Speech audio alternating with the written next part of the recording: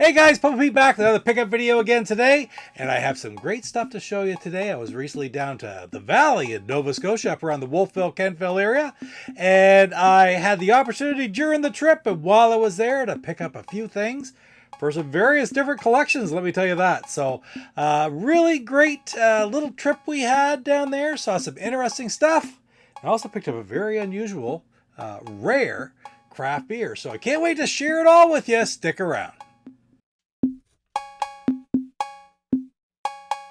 Papa Pete, the old ass gamer. Papa Pete, the old ass gamer. If you haven't grown up by the age of 50, you don't have to.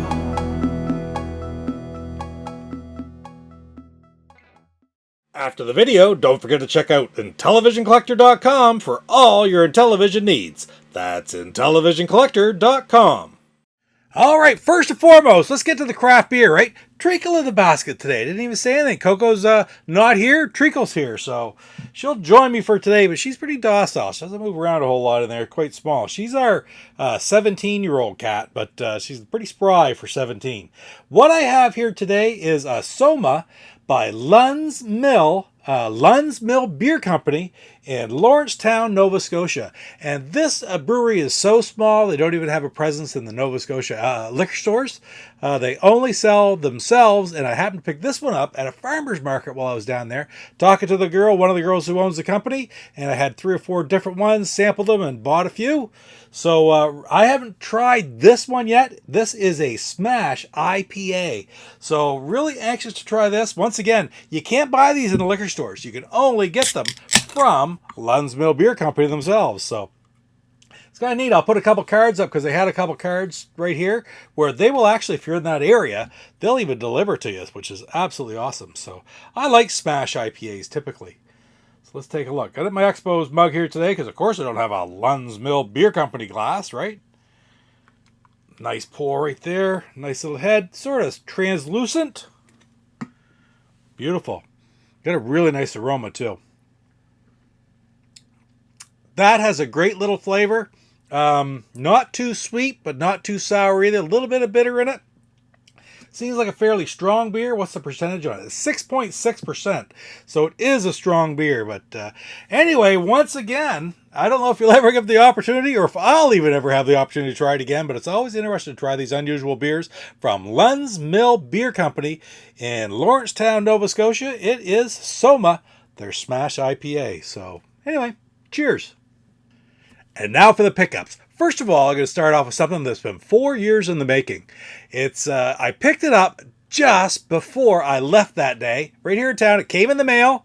And what I got is I was a backer on Kickstarter for Adventures in Game Chasing. I had my digital copy already. Of course, this is the Game Chasers movie that they made back in, since 2018 through COVID and such. They got some major setbacks, but they got the whole thing produced. And of course, I had a Blu-ray and a digital copy coming to me through my Kickstarter contribution.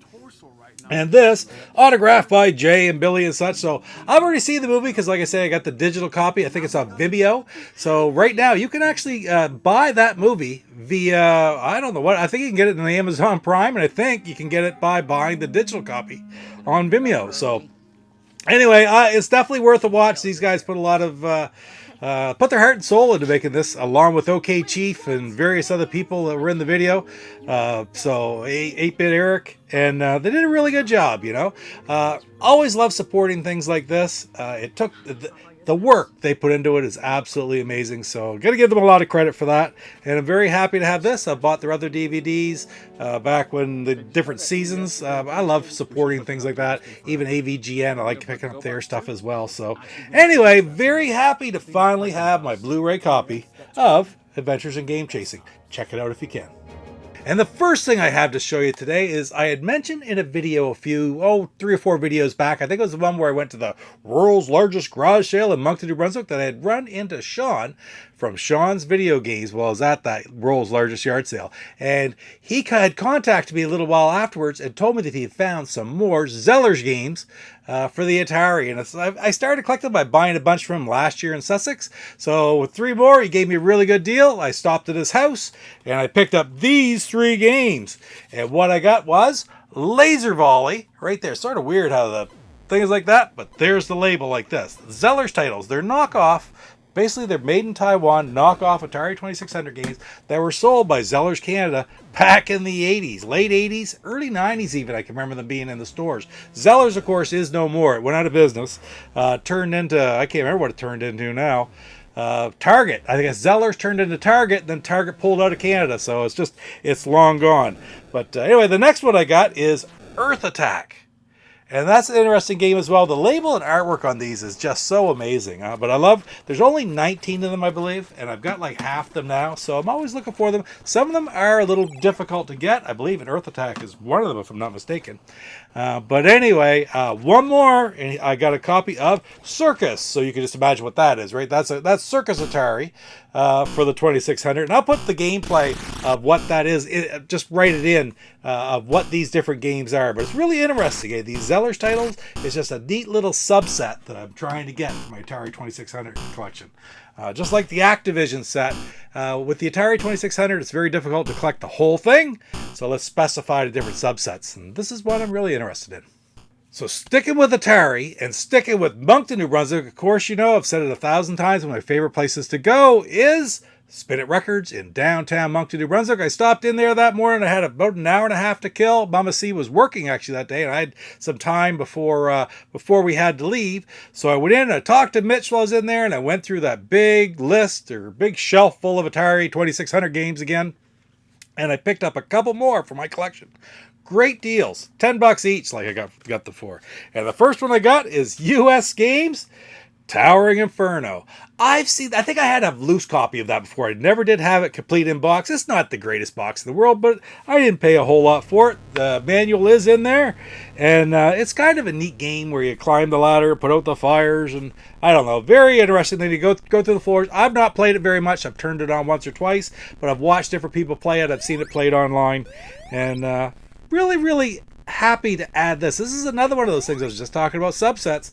The US games. Back at the time, are they crash causers?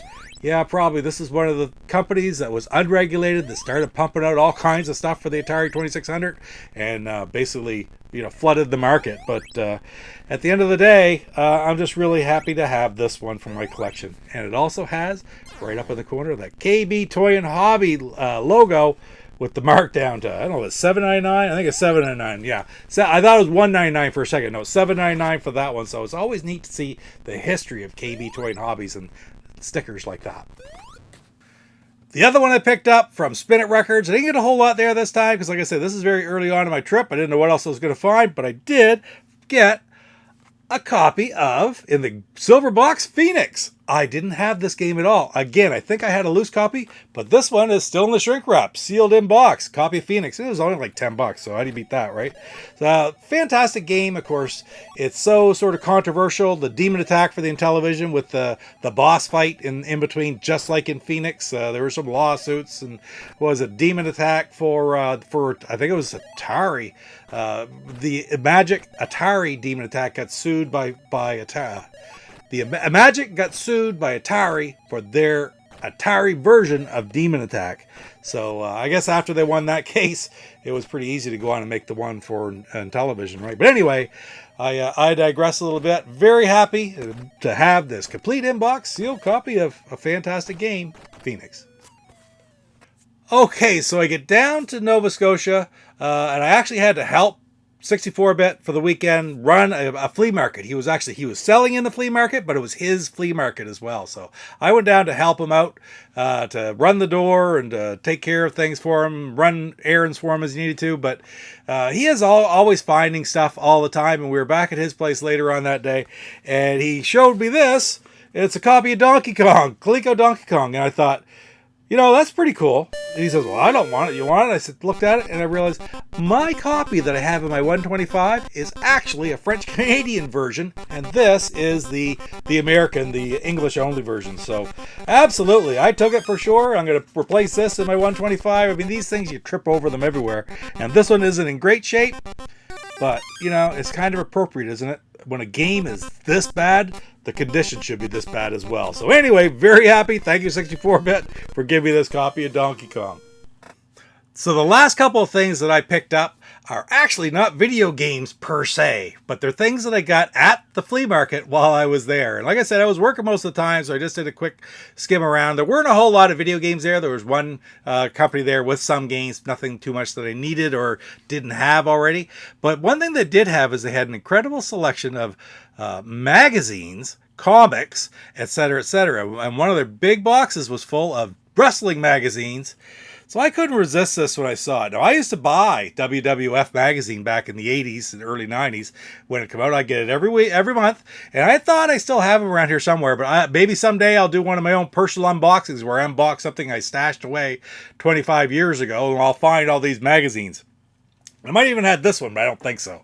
Anyway, what I picked up from them, I saw this and I had to have it.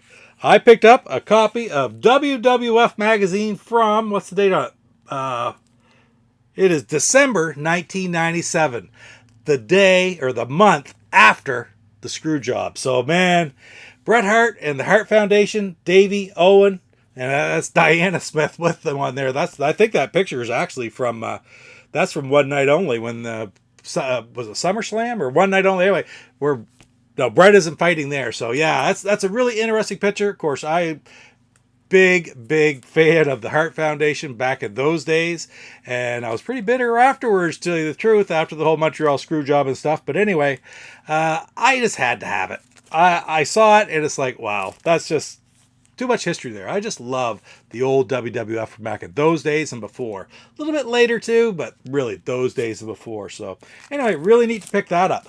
The only other thing that I got while I was at the yard sale at the flea market is, and I'm going to try it out here right now, is there's a fellow there at the end, and what I picked up was an original Mattel electronic quarterback. Sorry, Mattel, Coleco electronic quarterback. And he told me the battery in it's dead, but it definitely does work. So I thought that what I'd do, of course, we've all seen these. We had them back in the days, right? The battery cover's still there. It's in good shape. Took it all apart. I went up and got a battery. Let's see if this puppy works. All right, I got it on there finally. I'm ready to turn it on. I'm going to rip that price tag right off there. Let's see if it works. Oh, it's blinking.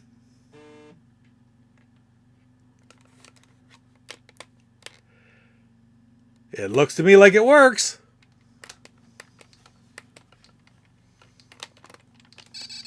It does work. So that's pretty cool. Always love adding things like that to my collection. I remember playing that back when I was a kid. I don't think I ever had this one, but I remember playing it. I remember a friend having it at a hockey tournament one time. Billet, who was from away, stayed at our house, and he had this, and we played it all the time. But really happy to have it. Yes, sir, it does work. I don't know how to play the game, mind you, anymore, but the lights are lit up, things are making sound, and I'm turning it off.